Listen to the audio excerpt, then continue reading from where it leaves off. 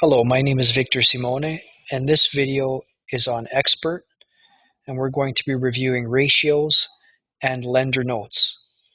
The first place you can go to help you underwrite the transaction is our website, cmbcanadamortgage.com, and you go to Products, and when you press Products, it takes you here to this screen, and this particular one that we've worked on,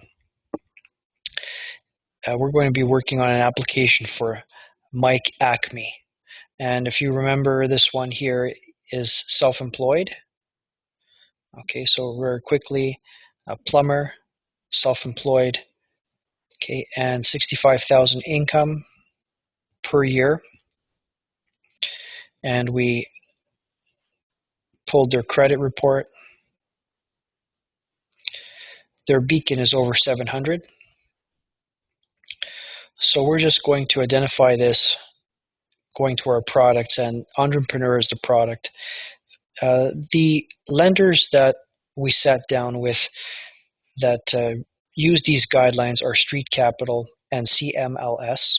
There are other lenders as well that offer stated income products, First National, Toronto Dominion, other banks as well. But the stated income product is very difficult to achieve because not all lenders approve your deals, even though they meet all the guidelines set out in this page. So it's very inconsistent. And it's very frustrating because we never really know, if something will be approved as stated until we get an approval. So bear with me. We're going to go over the ratios here for this stated income. If the beacon is higher, they allow a higher debt service ratio up to 44. If the beacon is lower than 680, it's 42. So please review that product. Now we're going to go to Expert. There's some mistakes on here. When you're looking to make sure that the ratios are correct, what you should do first is ask yourself the income here we have as monthly. Sometimes we get people to put monthly income because they're paid monthly or weekly, and they put weekly here, and then they put the annual income down here. So these two have to be the same. So if the frequency is 500 a week, then you would put here weekly, and then you would put 500 down here. In this case here, it's annual income. So once I save this now, it'll fix if you watch up here, it'll fix the debt service ratios here. Okay. Also, there's some other mistakes on here, this application. When you go down sometimes and you're copying the liabilities right onto the application, sometimes it will copy it as a duplicate. In this case, you'll see that there's the same Visa card is listed twice. Okay, so I'm going to delete that. If you go to the right-hand side, you just tick mark that. And there's another one here, 12,000. Okay, so I'm going to delete both of those.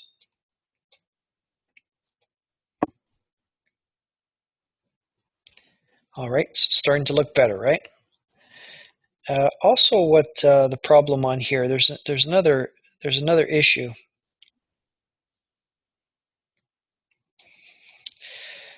What we look at is just to make sure that the mortgage application is loaded properly. So you would go here to mortgage request details.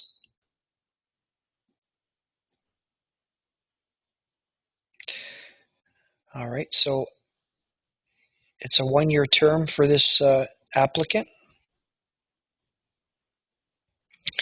And the reason why this one here, was done in 2006, stated income, but I mean, nowadays, these stated income, I'm just going to reduce that a little bit.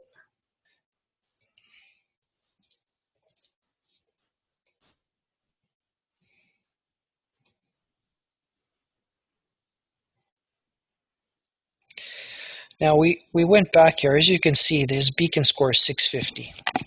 This may not fit the guidelines of the stated income program, but the loan to value is very good. It's 51%. Okay, so this is worth trying for sure. Even though the beacon doesn't meet the 680 or higher, the loan to value is very good. So in a case like this, we're ready now to submit. So we go to lender submit, and we're going to validate. Always validate here just to see if we're missing something. If you're missing something, you have to go back and fill those in. Okay, so by validating on the lender submit, you go back here, and I'm going to correct these here.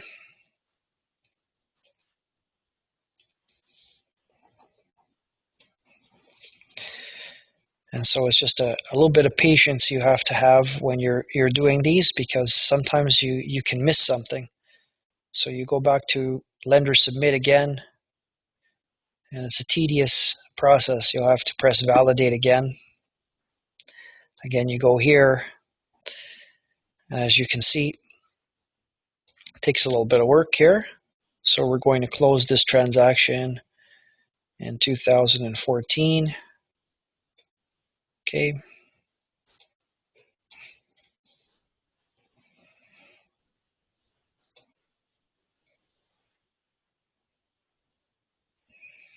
And the reason why this one here is a little bit of a problem here is because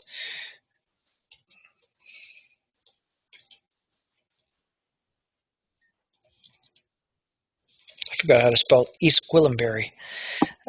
Anyways, sometimes properties, you're probably thinking, why doesn't a client like this, why does he have to pay a high interest rate? Well, let's change the picture a little bit. In a case like this, the property is in East Gwillimbury, and it's a shack. Okay, so now the interest rate makes a lot more sense. So got the debt ratios in line, so now we're going to go to lender submit.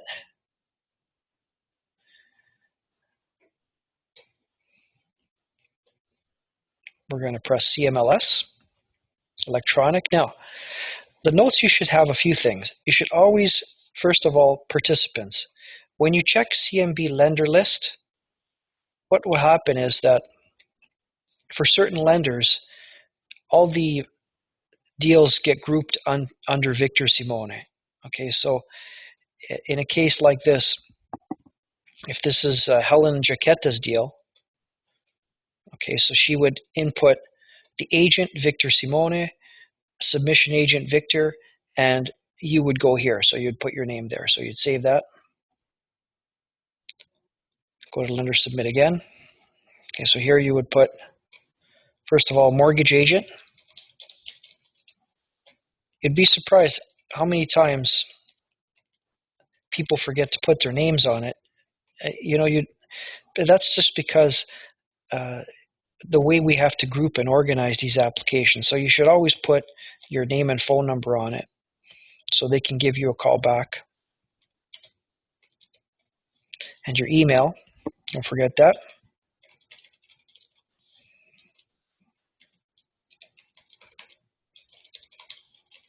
Okay. Next thing you do is always put the product. Sometimes you're buying down the rate, or you're not sure what the rate is, but you should always put the rate and the product. And I'll give you another tip as well, okay? Always put your commission.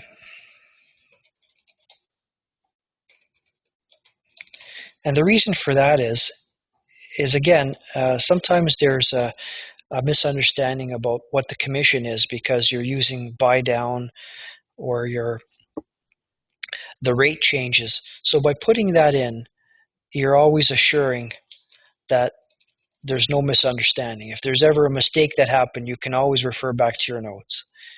And the next thing is you just want to tell what it is. It's a purchase condition upon selling existing house. I'm just giving the some help to the, so the equity is coming from the existing sale. Okay, and income. You want to talk about income. You want to write down, it's stated income. Okay, line 150. Now, this is very important. Line 150. Okay, if you go back to the application here, line 150 on this customer shows $15,000. Okay, so what's happened in the recent changes is that stated income, it's really difficult to gauge, the lenders where they are with these, because sometimes they allow you to have a stated income and sometimes they don't. And what they do is they look at other criteria. For instance, if your person is in the cleaning business and you stated income of 125,000 to make the debt ratio work, well, what happens is that, they would decline that because they'd say, well, it's not reasonable for someone in the cleaning business to make 125,000. So I found that between 65 and 85,000, I find that the lenders don't give you too many headaches on stated income.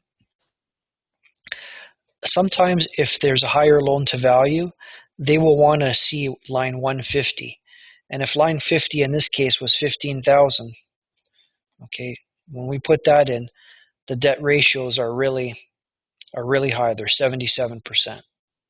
So what I'm trying to tell you is the real picture, you should always put what line 150 is right here in the income. Okay, and that gives you the true debt service ratio. Once you have the true debt service ratio, then you'll really see where the customer falls in terms of their products. Are they a competitor? These competitors are for great rates for borrowers who can meet preferred lending guidelines. Okay, and these people have 2 years notice of assessments, and their line 150 would qualify their deal. If your customer is stated and you have to state it, it's probably not a deal for CMLS. It's probably more a deal for Equitable Bank that allows some stated income. So if you want to get help before you submit any application, you can call CMB Head Office, and we can review any suitability and any underwriting problems you're having. You can always call on us for every deal that you have, whether you're in business with CMB for 1 day or for 10 years. By all means, please give us a call.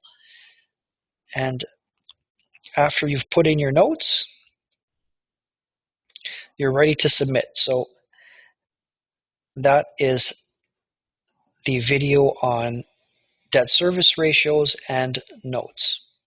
Thank you.